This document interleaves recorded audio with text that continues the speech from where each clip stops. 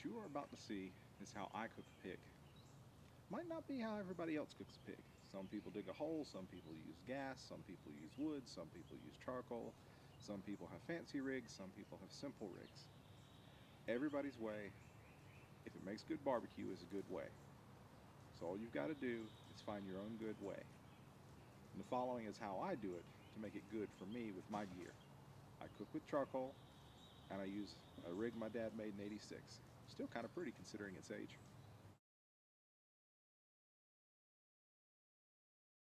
All right, here's our pig as it's shipped to us. I ordered up 120 pounds. As you can see from the tag, I got 132. It's a range. They can never get it exactly the way you want, but they'll do the best they can. It's all wrapped up nice and neat, straight from the refrigerator.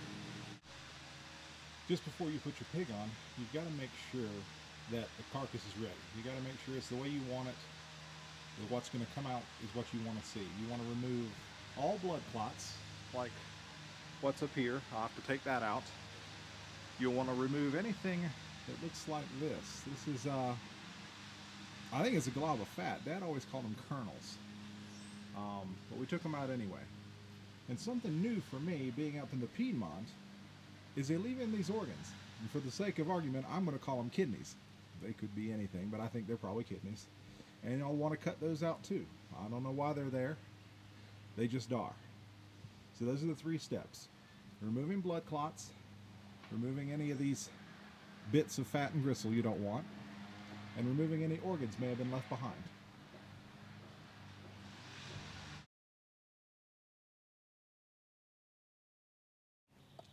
All right, you've preheated your grill to about 350. You're burning off your grate. Your pig's ready to go on. You raise the lid, you throw your pig on, scraping the grill first, being very careful to scrape the grill. You put your pig on, you close the lid, and oh no, your grill's maintaining at about 250 degrees, but you wanted it 350. The first thing you're probably going to do is go, I need more coals. And you're going to light up more coals, and the next thing you know, you're going to be fighting to keep it under 450. Remember, you've put a 40-degree pig weighing in at anywhere from 100 to 150 pounds or more in your grill. It's sucking all the heat out of the grill. The grill's going to read low, let it read low. Believe. It doesn't take much coals to bring it back up.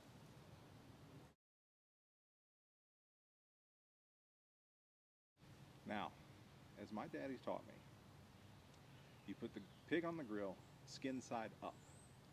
The idea being is that all that grease is going to run down, all that heat's going to cook that skin and make it nice and crispy. It's actually going to blow up like those fried pork skins you get at the store. It won't do it all over the carcass, but it'll do it in enough places that everybody's going to love your skin. There's a problem. To flip your pig once it's cooked, you got to have help.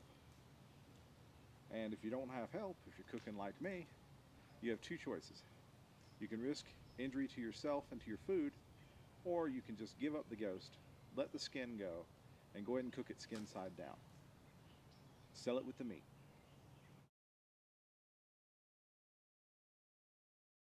While we're on the subject of stuff that Dad did that I don't do, skin side up, skin side down, usually when he cooked a pig, him and his buddies, beer o'clock started at about 11:30, 11:45 in the morning. That's not how I roll. See? I'm inventing a new history.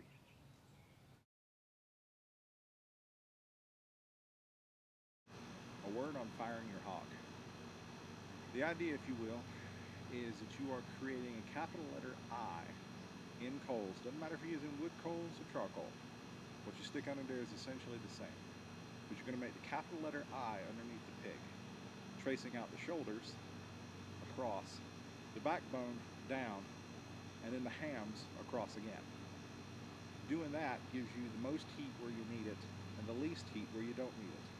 You don't want to overcook your bacon, and you don't want to undercook your shoulders and your hams. And that's how that works.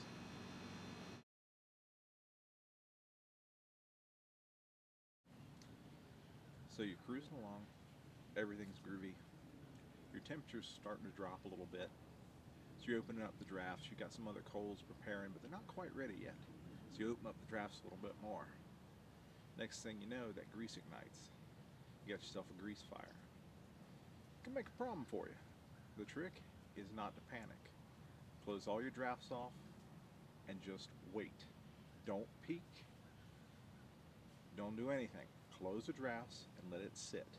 Sure, your thermometer is probably going to spin up all the way around in the 150s or so. Let things take care of themselves in there.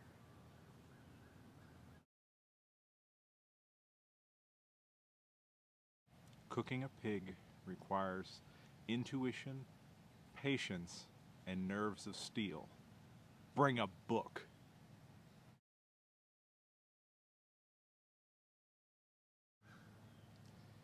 When making barbecue on a pig boat, care must be taken that you have adequate ventilation, or else you'll be known as that guy who asphyxiated his entire crew. Don't be that guy. Trust me.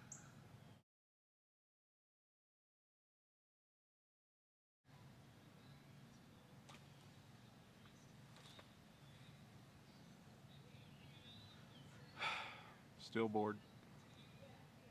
Not done yet.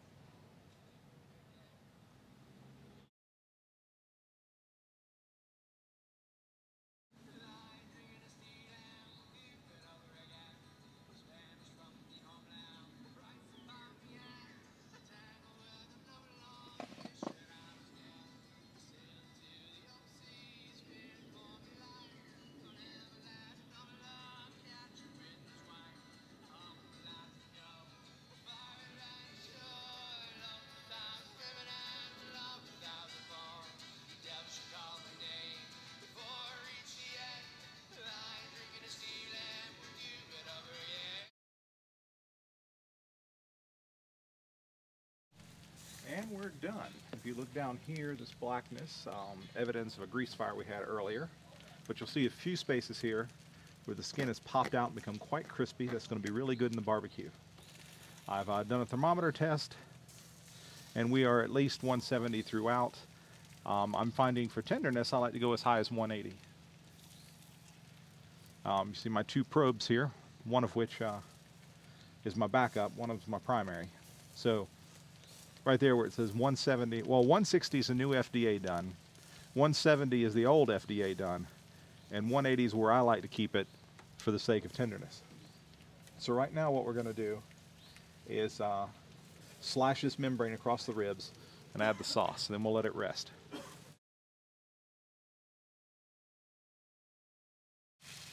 Okay, what I'm doing here is I'm actually taking the knife and drilling down into these thick pieces.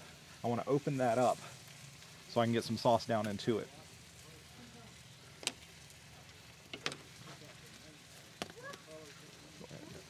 Trim that out of the way a little bit, and I'll go around and I'll do all four corners this way, and then I'll sauce it and let it rest.